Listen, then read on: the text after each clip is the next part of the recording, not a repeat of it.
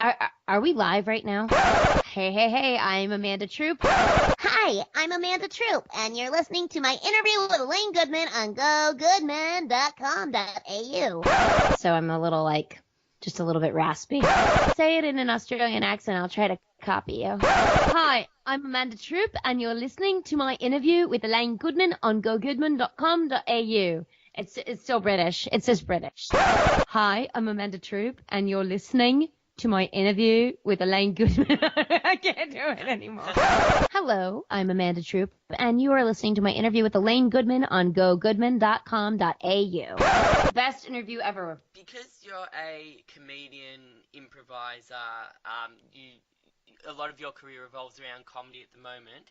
I want to start with the question I start with for all comedians and everyone related to comedy, because it loosens the nerves a bit, I find. What's the earliest? All right. What's the earliest memory you have of comedy having an effect on you? Oh. Silence. So, no. So I'm thinking about that because I'm not, I do improv, but I feel like, I've never done stand up or anything like that. And they always say that comedy is part of a coping mechanism. And I definitely, I didn't have a ton of friends in high school, and I was homeschooled for middle school. So that's always a little bit easy to pick on. But I would say that it was more like when I figured out that I liked the kind of attention that I got performing on stage. And that was kind of what sent me down that way. And then I found out on top of that I was funny. And I have a really dear friend who I told her biggest mistake was that she laughed at my jokes, and now she can't get rid of me. So I think it's more, I don't know. I think if you think I'm funny, it's just like, well, then I'm gonna follow you around and be your friend. And so that just kind of led into like where that did in my career as well. That's Like, fun. I guess what I'm saying is it's all approval based. Like you laugh at me, and now I like myself more, so then I want to make you laugh some more. Yeah, you hang around people that make you feel good.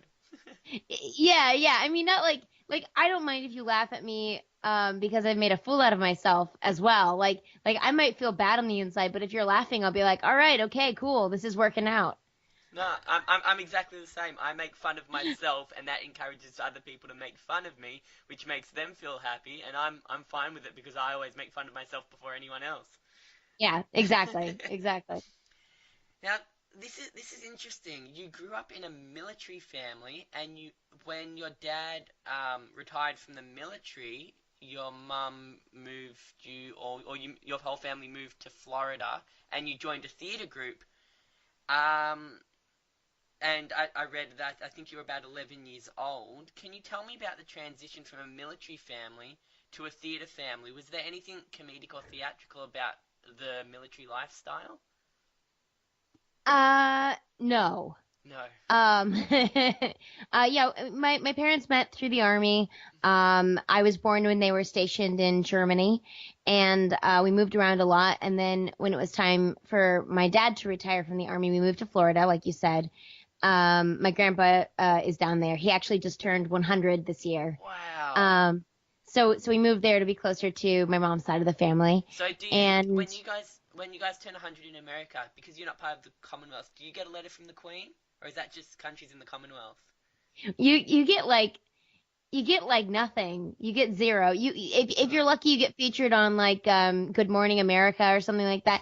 My grandpa actually had an article written about him in the local paper, but that wasn't like it wasn't like a no, the Queen didn't No, write to no, him. I no, wish I that's just the wish that Commonwealth. I wish that I know, like you were like, yeah, since you're not part of the Commonwealth. I'm like, we are not part of the Commonwealth. We don't have a queen. It'd be really cool if there was like an official like Acknowledgement. service acknowledgement. Yeah, but as far as I know, it's just like you just people just say congratulations and happy Anyway, birthday. sorry for interrupting you. So you moved to Florida because your grandfather was living in Florida, and he turned 100 Yeah, this year. Go on. yeah, and so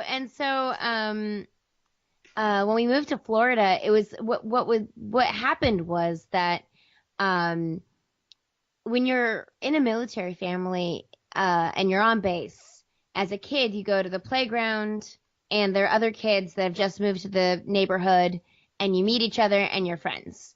And in the civilian world, there was nothing like that for us. And especially um, in Florida, where my parents lived, everything was very spread out. So there was no central playground to go and like meet people or hang out. And so my mom started looking for opportunities for us to get involved in the community.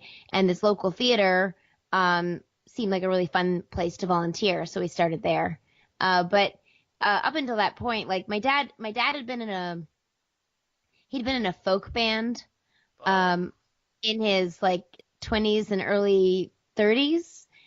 Um, and I'd done like maybe a theater class in Kansas, but um, I'd done gymnastics. There was really nothing in our background to say like, oh, now we're gonna do theater. so I'm was your dad happy with like his family becoming a theater family? I'd imagine he'd be like quite a tough guy if you said you grew up in Germany and you moved all the way around the place. Was he happy Oh, calming down in Florida and just relaxing? uh, oh my goodness, no. So okay, so both my parents were in on the medical end of the armed forces, and my dad actually is still acting in Florida, and he just did a play not too long ago that he got really good acclaims on at the same theater, and so no, my dad was like fully into it, and I was very nervous about getting started in theater. My mom put me in a class, and I remember specifically just being terrified. And so when we started volunteering at the theater, it was just to like paint sets and like build props and do things like that, work backstage. But there were some classes, and my mom wanted me to get involved in the classes. So she signed me up, and one of the classes was a rock musicals class. So we were doing like Hair and other rock musicals that I can't remember the name of. But we like Tommy. We were doing things from those kinds of musicals. And I remember very specifically the moment I lost my stage fright. We were supposed to, so they had a few of the better singers start the show, and they were up on the stage, and the rest of us were all in the audience of the theater, and we were singing "The Dawning of the Age of Aquarius." Do you know that song? No, I'm not. No. So it's like when the moon is in the seventh house and Jupiter aligns with Mars. So it goes on from there, and then they go then peace will something the planets and love will fill the stars, and then the chorus comes in and everyone sings this is the dawning of the age of Aquarius, and so on that line everyone that was in the audience that was in the show was supposed to stand up and start singing, and then the audience would be like, whoa, they were in the audience the whole time. And then we walked up on the stage and we were supposed to all be singing this big chorus and it was going to be really cool.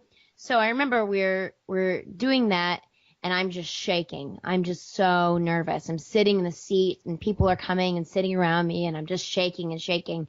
And it's my cue and I start singing and I'm freaking out and I walk up onto the stage and I turn around dramatically, and then my stage fright went away.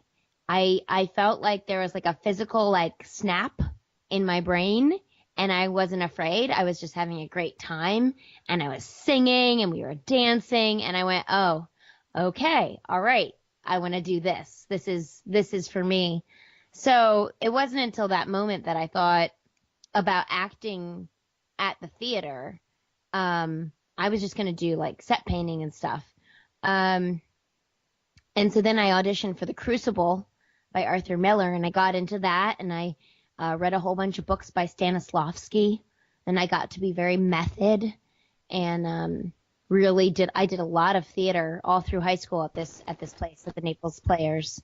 So yeah, and my dad is still acting there, and my mom up until this last winter, was the volunteer coordinator and director of development for the theater. So we were very involved in the theater after that.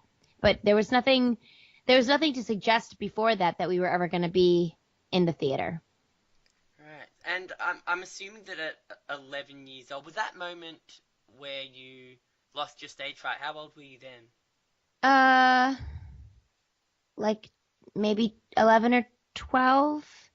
I was not yet in high school, and I started high school when I was 13, so I must have been 12. I was 12. Right. So Yeah. I've got a question here that says, I'm assuming that at 11 years old, you wouldn't be able to grasp the concept of improv and letting out the first thing that pops into your mind. So when did theatre acting become improv and then turn into comedy as well? Oh, well, I actually think that kids do understand the concept of improv. Playing pretend is improv. And so I think it's just as we become adults that we get fixated on doing it right. And then that's when we get that like kind of awful, awkward version of improv that people love to make fun of. But I think kids are naturally really great at improvisation. You asked like how did it transition between those things? I don't Between really. like scripted theatre to then just letting loose and letting out the first thing that comes into your mind and appreciating that improv isn't really scripted. It's more about having fun and playing around and seeing what works on the spot. I guess I would say that I don't feel like there was a transition because it was just adding more to what I like to do as an actor. Because I still do plays that are scripted. I still do lots of scripted things. But the improv thing, that I don't know. It's a whole other aspect of my performance, like I don't know what you call it, like my abilities, Repertoire. like my repertoire, yeah. And so, I think it's a really important skill to have as an actor. A lot of times when you're auditioning for things, they'll ask you to ad lib, and so it's really good to be able to know how to do that and have that be a skill that's easily accessible. Um, so, yeah, I would say I just kept adding things onto it. And the improv that I do right now is actually very much aligned with theater and scripted material because we do hour-long genre-based narrative improv. So, for example, I'm in a show where we do the X-Files. Do you know Yeah. X-Files? The Um, aliens. yeah, yeah. Yeah. And so we'll do an episode of that show in an hour. And so it will follow the same story structure as an episode, but it'll be completely improvised. So we'll get a suggestion from the audience of some everyday object, and then that will lead us to some kind of a mystery that we have to uncover the same way you would in an X-Files episode. So with improv theater and improv studio, I've been doing X-Files and Star Trek improv and young adult dystopia, Jane Austen, film noir, musicals, all these things, and they're all an hour to an hour and a half long where we follow one storyline. So in that way, those things weave together really, really well. How did you go from local theatre to making a career out of improv and acting and comedy? Are there many avenues for that outside of something like SNL, Saturday Night Live? Well, I moved to LA to become an actor in film and television, and um, I have a very diverse career, so I've done a good amount of that, and I've also done a lot of voiceover, and uh, improv. For me, again, it's just part of it, like if I'm doing a TV commercial, I'll use improv in that. If I'm doing a comedy on TV, I'll use improv in that. So I think that for me, it has a lot of different applications, and I think that's pretty common for a lot of actors. As far as having a career in comedy, I mean, you just look at like all of the hilarious people that have their own shows that have come through Upright Citizens Brigade or through Second City or Improv Olympic or the Groundlings. There's lots of different improv schools that people get really good at doing improv, but also sketch writing, and then that rolls into doing their own works. And of course, it's a lot of hard work because you're creating your own shows and your own content. But it's really inspiring to see it happen, and also to see lots of different kinds of comedy get their time to shine as well. Is SNL something you want to do one day? I mean, hey, yeah, who wouldn't want to do SNL? But no, it's not my main focus. I'd rather be on some kind of a TV show that's got some magic in it and some dark comedy, and like give me Fargo or Glow or The Magicians. Like, that stuff is much more where I want to be. But I mean, SNL, that's like the holy grail. That would be, if someone was like, "Do you want to be on SNL?" I would probably like lose my mind. I'd be so excited. But that's its own. If you want to be on SNL, that's its own path, and it takes a lot of dedication. And the people that get on SNL are definitely the best of the best of the best. So, one of the biggest avenues, in my opinion, for up-and-coming actors, for comedians, for writers, for content creators, is online. Every second comedian has a podcast, or a lot make weekly videos for their website or YouTube channels. Are you someone that likes the online avenue, or are you someone that believes the more content that becomes available online, the less people will go to comedy clubs and go to watch live performances? Oh, I don't think that online content is ever going to take away from live performances. In fact, I think the opposite. I think the more that people get into streaming entertainment, the more that we'll see a desire for more live entertainment. So, if you're tuning in live to watch your favorite people play video games, or if you're tuning in to watch, they've been doing these musical specials on network TV recently. It's sort of hearkening back to the earlier days of television. I think that means that you're going to get more people interested in seeing things and experiencing things in person. So I don't see that as a negative in any way. And in fact, I love online content. I've been lucky to be in a bunch of different projects online. I was in a web series called The Banff Girls Club, where I played Hermione Granger from Harry Potter, and that was very funny. And my husband's company, Easy Allies, they do all kinds of live streaming, and I've appeared on various shows with his company. So I think it all weaves together. And I think we're in a very experiential culture, and so people want to have different ways of getting into their fandom, whether it's participating through a forum during a live stream, or seeing someone in person, or just watching their favorite shows with their friends. You're leading on very well for me, Amanda.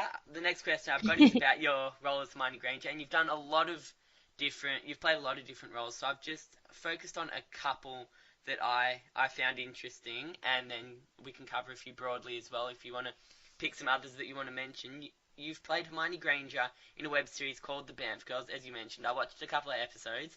How do you play a character that has already been played incredibly well by somebody else, while also adding a comedic aspect to the character? Well, I mean, you do it all. Okay, so I mean, as an actor, you're often playing roles that have been played before. That happens, or types of roles. I didn't base Hermione in the Banff Girls off of Emma Watson's performance in any way. I based her off of my impression of the character in the books, and I'm such a huge Harry Potter fan.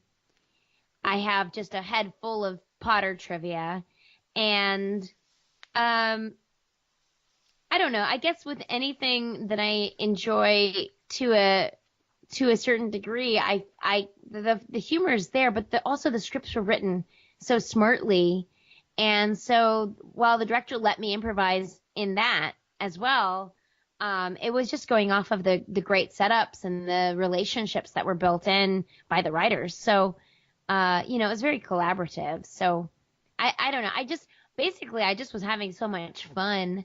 And I think when you're doing comedy, if you're not having fun, then it won't be funny. And so it's great to be able to share when it's fun with people. So in playing a character like that, you said you went mainly off the character in the book. Did you watch Emma Watson's performances to try and get a bit of her kind of facial expressions or bodily movements to try and make it a bit more familiar? No? No, no, not at all. No, I based it off the book. I didn't use her performance. I didn't think that that would be helpful in that particular regard. Why is that? Uh, I just thought I had enough to go on with the character based on the books. I'm a big have you read the book person. So, Yeah. or the book is better person. I enjoyed the Harry Potter movies, but to me they're not definitive by any means. So, I'm looking forward to seeing when Harry Potter gets made into an animated miniseries, and I'm maybe they'll remake the movies at some point. Like I think that would be fun, but for me the books are the alpha and omega, and Or, all be all. or they'll do a stage play. Which they did, and I haven't Yeah. seen it yet, but I can't wait. 'Cause You know what? about the cursed child, right? Oh my gosh, I'm so excited. Oh, No. oh my gosh. Okay, so in London, they opened a play that's basically it's book 8, and it's called Harry Potter and the Cursed Child, and it's what happens when his kids go to Hogwarts. And I've read it, I haven't seen it, but I've heard it's like watching real magic happen. And they're doing a production in New York next year, and I'm gonna have to figure that out. I'm gonna have to go to see it because oh my goodness. Yeah, It's so exciting. One of the things that I find really cool is I recently saw Aladdin the musical here in Melbourne, and that was hands down the best musical I've ever seen, and I've seen quite a few. And it's amazing that Michael James Scott, he plays the genie all around the world. So he's played the genie on Broadway, and they brought him out to play the genie here. And seeing him play the genie when I grew up with Robin Williams' version of the genie, it was amazing that it wasn't quite Robin Williams, but it was enough that you could tell it was Michael's own version, but it still had kind of that Robin Williams twist to it, and it was really Yeah. good. It wasn't quite as eccentric as Robin Williams, because no one can do that, but it was fun. It was really fun to see the genie, and that's what made the play. And then Yeah. now you see Will Smith is about to play the genie, and I'm really interested to see what his version is going to be like. Yeah, totally. Have you seen Aladdin? No. No. I've seen the animated film, Yeah. but I haven't seen the musical. I read that you also have a passion for cartoons and books on tape. Is that different to being a fan of cartoons like most kids and young adults are? No. No, it's the same. I'm just a fan. I'm a huge fan. Yeah. I mean, that's why I wanted to get into it. Like I'm just so lucky I get to work in a field where I'm doing the things that I already love. I just love right now I'm catching up on Steven Universe, which is so excellent. But I grew up with like Pinky and the Brain and Animaniacs and just like some really amazing cartoon shows. And now I get to work with those people. Like I worked on a project, and Tom Kenny, who plays SpongeBob, he was my father on this project, and I was just losing my mind. Yeah, exactly. And like you have to lose your mind like quietly, internally, like, okay, all right, I'm working with SpongeBob. You need to be cool. You need to be cool. But no, I'm just a fan. When I worked with him, I actually had on my cell phone at that time the Goofy Goober Rock song from the SpongeBob movie, and I like double checked to make sure it was on silent because I was terrified that it would go off and reveal my like deep fandom. But I don't think that I'm alone in that. I think that so many people that work in this field are fans as well as uh, just wanting to create. I think that many people who work in cartoons and film and TV and all of that, I think that there has to be a certain level of fandom because the career is hard. And so you have to not only want to do it, be good at it, be trained at it, but then you have to love it and you have to love all the aspects of it. You know, you can't be on TV without watching television. You can't be on cartoon shows without watching cartoon shows. You know, you have to be invested in the things that you're doing and enjoy them in order to excel at them. So what are some of your favorite cartoons? What did you grow up with? Were you before the Nickelodeon era, or were you the Nickelodeon era? Oh no, yeah, no, I was this is gonna date me, but I was in the time of after these messages, we'll be right back. So that was my Nickelodeon. Um and gosh, so Gummy Bears, Smurfs, Scooby Doo, Wacky Races, I haven't heard of any of these. I, Sorry. that's because I'm an old woman. Uh, Doug, Doug, I Batman the know, Animated yeah. Series, Yep. Rugrats, Now you're getting into my era. Hey Arnold, Real um, Av- Monsters, Angry Beavers, Avatar, Rocko's Angry Modern Beavers, Life. Rocko's is coming back, Rocko's Modern Life, um, SpongeBob, of course. I mean, so many cartoons, Were you a and then Simpsons fan? Were you you a know, Simpsons fan? yeah, of course, Yeah. Simpsons fan. I actually get to do ADR on The Simpsons. I don't know how many episodes I've done, but I've been doing that for about a decade now. I've been doing What's ADR AD? on The What's Simpsons. ADR? It's so you know when you're watching a crowd scene and there are people talking Yeah. in the background, Mm. filling out the scenes. I do that. Wow. So yeah, so like let's say like Homer Simpson is like with a group of angry postal workers and he's like attack the post office and then I'm in the group and we're like, yeah, Homer, let's all go do that, and we're all yelling or whatever. Or Bart's on the playground and he leads us all in a chant. We're like, No more potatoes! No more potatoes! like whatever. So they have us do all kinds of things like that on the I various interviewed shows. Nancy Cartwright like 3 years ago, and that's one of my favorite uh interviews I've ever done. She was so much fun.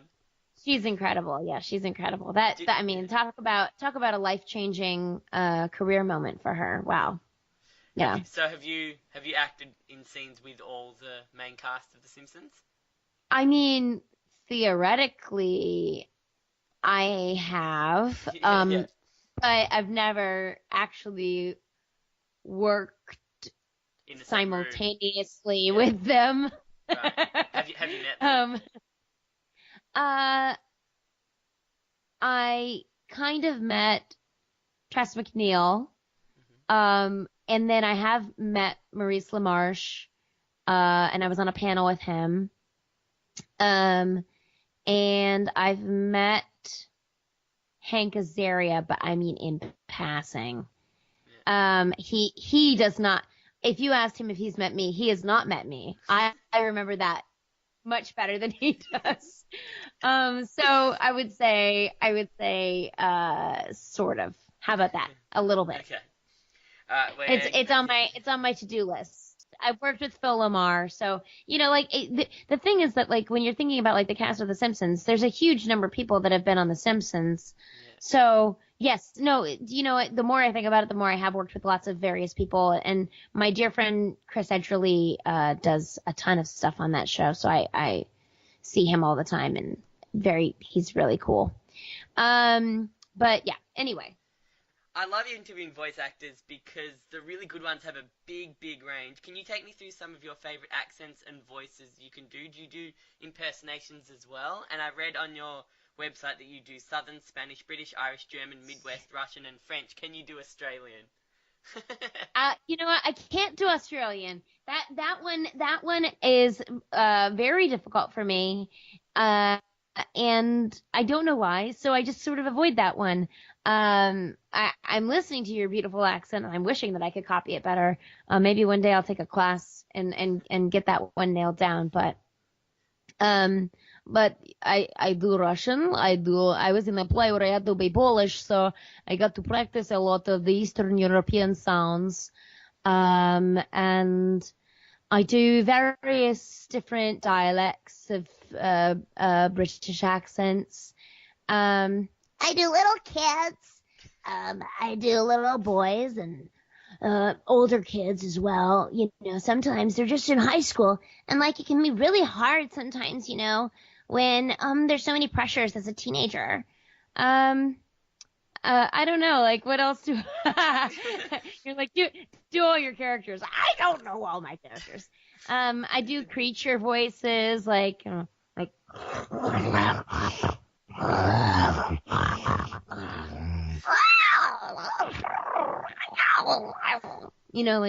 weird stuff. Can Weird you stuff. do Irish? Oh, let me see. Sometimes I can do Irish, but it's not my favorite accent to do. It's a little bit exact. And it's easy to mess it up. What about A lot of times, impersonations? the only impersonation that I think I have a handle on is Martha Stewart. This is my Martha Stewart. And then I also do Holly Hunter. Holly Hunter just sort of sounds like this. I wish I had a line of hers that she would say. And Holly Hunter for me sort of sounds like Jodie Foster too, a little bit, but only in that movie where she is the twin in the woods and she has to like create a twin language. Do you know what I'm talking about? This film. No. And she has this whole like little eye, little bye, little chicken bye. I don't remember exactly what the movie is called, I but must maybe say, one of did your listeners will write in. you did a pretty decent Bart Simpson. Oh yeah, thanks. Don't have a cow, man. Um, I mean that's kind of where it all started. And what's fun, I do like to try to copy people too because they say that that's oh well copying is a high form of flattery. There's that saying. They also say something like great artists don't borrow, they steal, or something like that. I don't know who said that one though. Is that one of But yours? but Is that one of yours? no, Amanda? no. But then honestly, a lot of times the way into a character is to do a bad impression of a different character. So I've booked things with my Martha Stewart that were not Martha Stewart voiceovers. They were just something that called for that kind of tone. And I think Seth Green, who was on Family Guy, or is on Family Guy, he got that role of the teenage son by doing, I think, a bad impression of the guy from Silence of the Lambs, like the serial killer. This is the story I heard.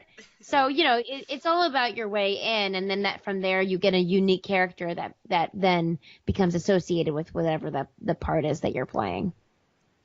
I read that you were first recognized as a voice actor when you played Gladys Winsmere, one of Gotham City's wealthy elite in Batman Unlimited.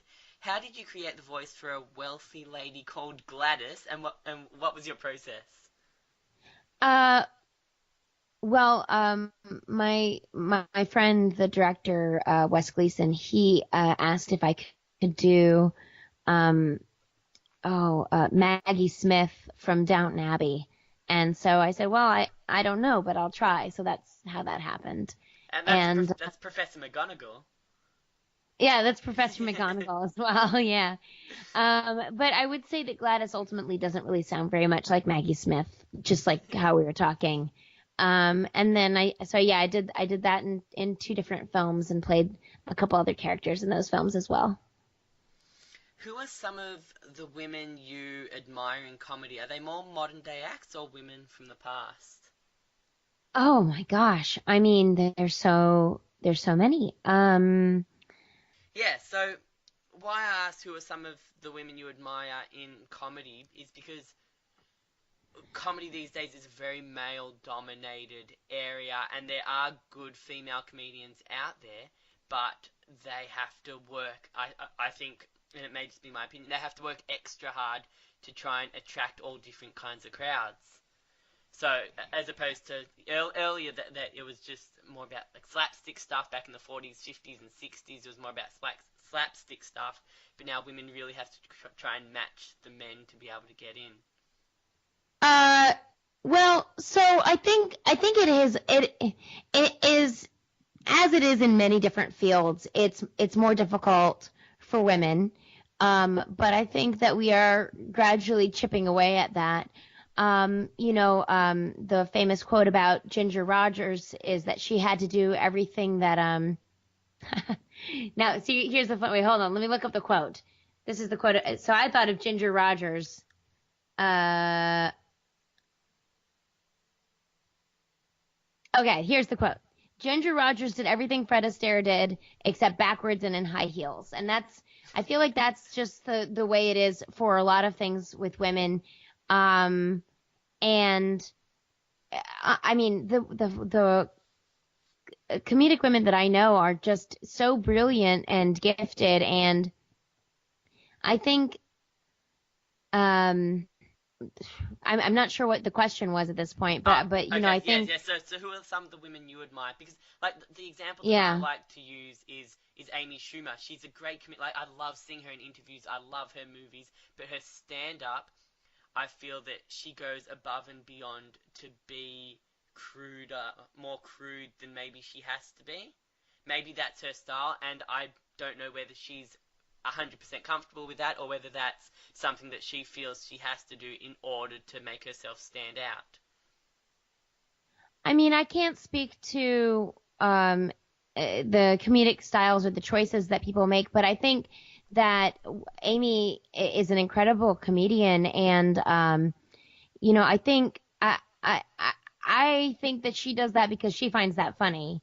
I think that people ask if she does that because she needs to be funnier than guys, and so she does that to get noticed. I think that's a question that gets asked, but I think that in and of itself feeds back into the difficulties that are there in making a more even playing field between men and women in comedy and in many other fields. I admire Amy Schumer, that's for sure. Carol Burnett was one of the first people that I thought, oh my goodness. And she's, not just a great comedian, but a great actor and singer as well. Angela Lansbury, Julia Louis-Dreyfus. Yeah. I think she's just so hilarious. I mean, there's so many women, Tina Fey, oh gosh, Kate, she's on SNL right now. Kate McKinnon. I mean, the list goes on and on and on. There's just so many hilarious women in comedy right now, that it's like, I feel like the time of, are women as funny as men? I feel like that's really gone. I think that, yes, we're still having to work twice as hard, but the women comedians that are out there right now, I think are more unique, incredibly hilarious, and finally getting a really well-deserved spotlight. So I think we're in for more good comedy from females, and I'm excited for that. What's your goal? What heights do you want to take your career to? Ideally, I will be a regular character on a variety of different TV shows. I just want to work all the time, and I want to do, and I'd like to do things that involve a little bit of magic and a little bit of humor. I'd like to entertain people, but I'd also like to help people see things from different perspectives. And, Twilight Zone, when that show was created, it was Rod Serling wanted to do a show about humanity and the issues that were being confronted in that time period. And, he wanted to talk about racism and all of the different political things that were happening and about people being judgmental and, different things like that. He wanted it to be a very moral based show. And Hollywood was like, I don't know that people would watch that. So he did Twilight Zone. So he uses the sci-fi and the fantasy as a medium to explore these different things. And so ideally, as an actor, I'd be on shows that get to do that. So shows that you're like, oh, I'm really enjoying myself, and I think I learned something. Like Star Trek does that really well, I find. And so yeah, something like that. And finally, and because there's so many things that you've done that I didn't get to touch on, and there's so many roles and so many different parts of your career that I didn't get to touch on, where can people find you, and what have you got coming up? And is there anything else that you wanted to mention that gives you a representation of how much you work or how hard you work in this industry that I didn't get to touch on? So people can find me on Twitter and on Instagram at Amanda_troop. And you can follow me there for all the different stuff that's going on. A lot of things I do, I have to sign non-disclosure agreements about. So as soon as I can like tell anyone about them, I definitely tweet about it and it's out there. I'm gonna be starting work soon on a animated series with Easy Allies, which is easyallies.com, called Box Peak, and I'm gonna be voicing the lead on that show. And other projects TBD. I just booked something. I'm gonna go be filming that this weekend. But I can't announce it until I get the go ahead. So follow me on Twitter and you'll get all the info there. Amanda, it's Yes. been an absolute pleasure. I love interviewing people that are happy to have a laugh and happy to tell stories and happy to talk and share all different kinds of experiences. And I've definitely got that talking to you today. So thank you very much. Oh, thank you so much. Thanks for having me on.